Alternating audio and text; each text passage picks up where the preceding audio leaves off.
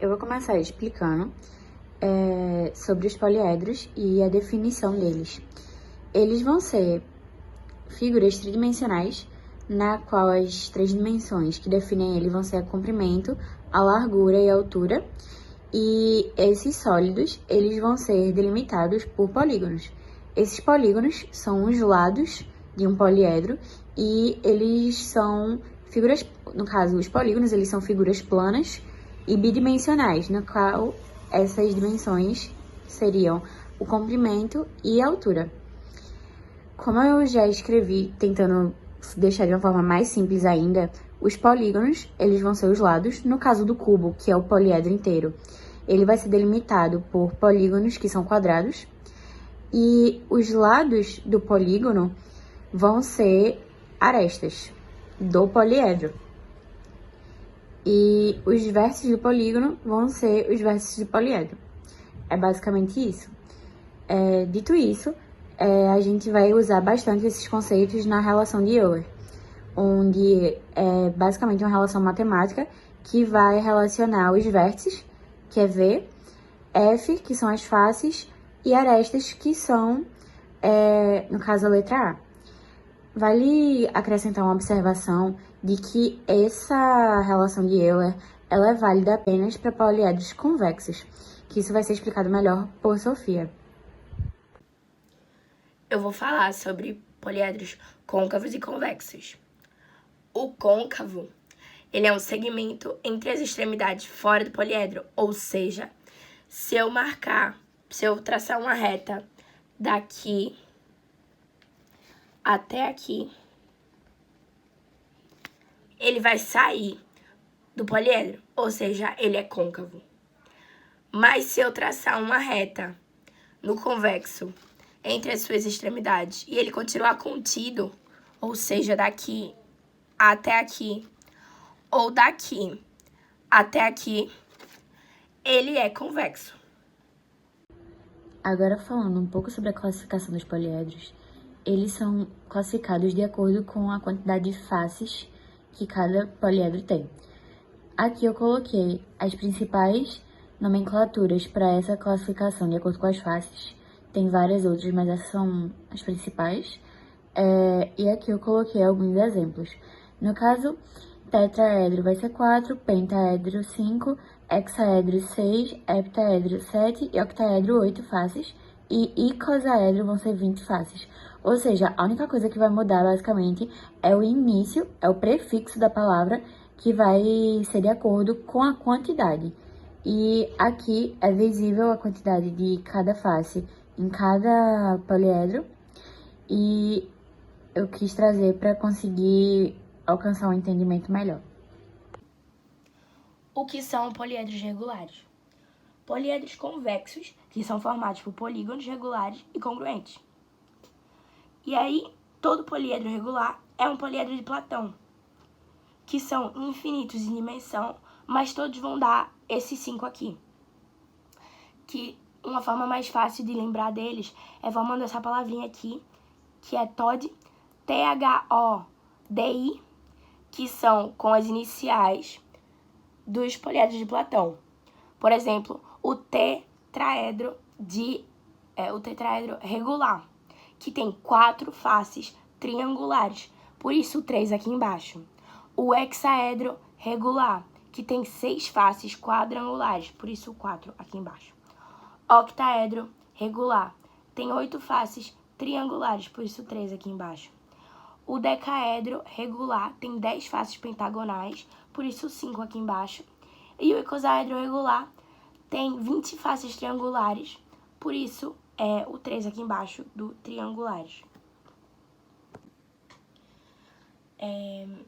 Os poliedros de Platão são 5, e aí eles têm dimensões diferentes, mas são 5. Eles possuem as características em comum, que são sólidos geométricos com lados chamados de faces. São formados por polígonos. Ele precisa ser convexo, toda face com o mesmo número de arestas, tem que ser válida a relação de Euler, e cada vértice tem que ser a extremidade de uma mesma quantidade de arestas.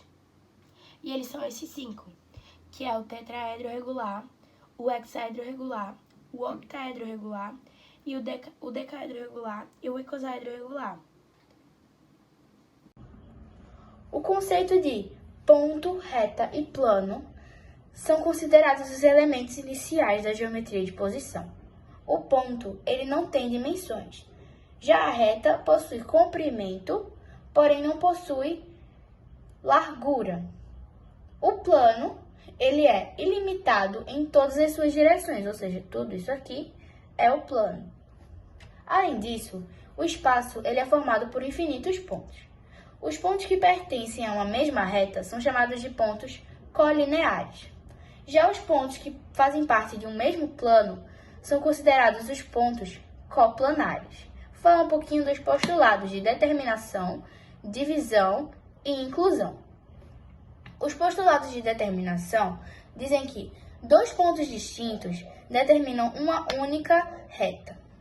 Três pontos não colineares determinam um único plano.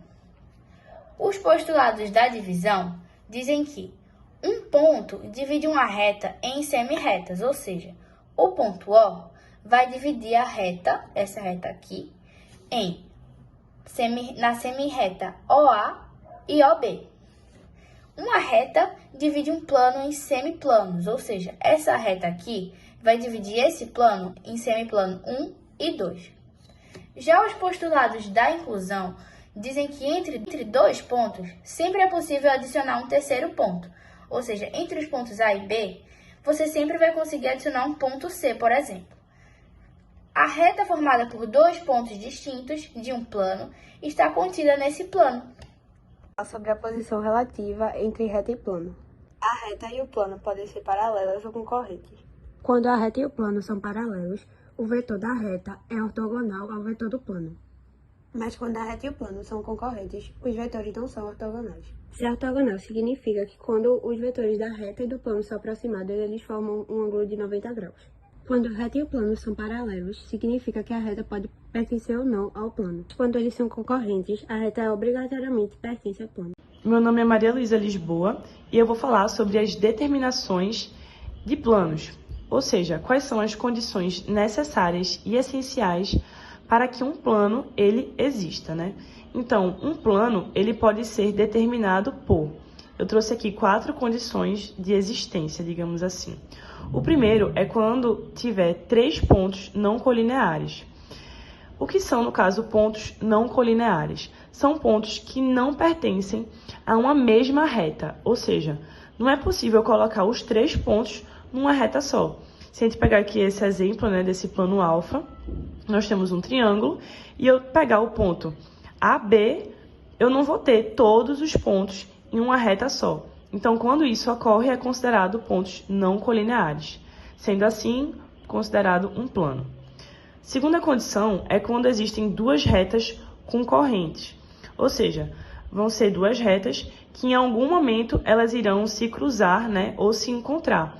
E o principal de tudo é que elas vão ter um ponto em comum, que aqui nesse plano alfa, esse ponto vai ser o P. O terceiro é quando existem duas retas paralelas distintas.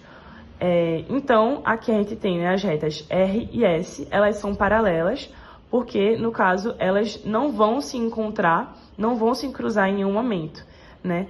Ou seja, elas não vão ter um ponto em comum. Então, quando isso ocorre, retas paralelas distintas, é considerado já um plano. E a quarta e última condição de existência é quando uma reta T e um ponto não pertence a T. Para entender melhor, aqui a gente tem uma reta T com os pontos C e B, e aqui a gente vai ter um ponto A, que não pertence a T, mas que mesmo assim faz parte dessa figura, né? Faz parte desse plano alfa. Então, acaba sendo pontos não colineares, entrando na primeira condição de existência. Bom, eu vou fazer uma reta R e uma reta S. R e S são reversas. Aí agora eu vou colocar um ponto A pertencendo à reta S. Agora eu vou desenhar uma reta R' e R' paralela a R. Se R' é paralela a R, esse ângulo de baixo é chamado de ângulo θ. Portanto, uma reta paralela à outra tem com a outra reta o mesmo ângulo. Ou seja, θ é o ângulo entre R e S reversas.